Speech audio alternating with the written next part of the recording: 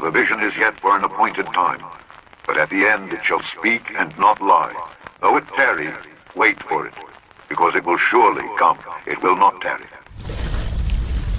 Eventually what's happening is that we are being led bit by bit through the successive approximation to ultimately having within our bodies an RFID chip that will be implanted. We went from the desktop to the laptop to the phone to the watch, and now we're having little tattoos, little biometrics, all of them leading to the ultimate goal, and that is an RFID, a radio frequency identification, or similar to be placed subcutaneously, and that will have everything about you there is.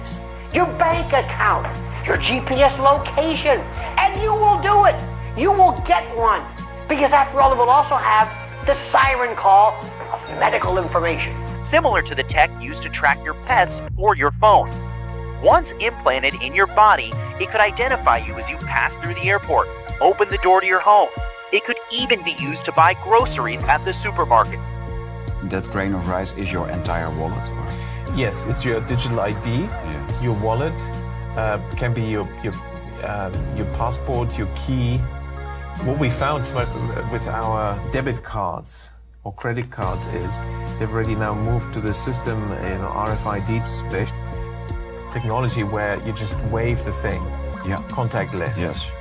That is sort of the conditioning us in this direction. That in the future you'll just wave your hand because you've got the microvision implant under your skin. The only thing this doesn't have in it is maybe a chip that we put into our forehead or our hand. Other than that, it's great. This is a way to completely control absolutely every human being on Earth. And it is coming. And they're going to go to implanted RFID space. I mean, you know that. I mean, it's coming.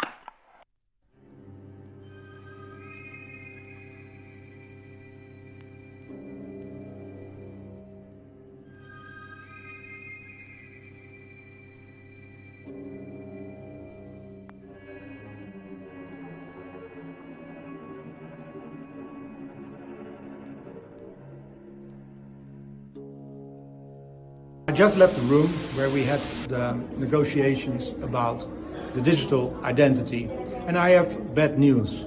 The Member States and the European Parliament came to an agreement. That means that probably not far from now, the digital identity will be effect in the European Union. Right after this agreement, Commissioner Breton said, now we have the digital identity wallet, we have to put something in it.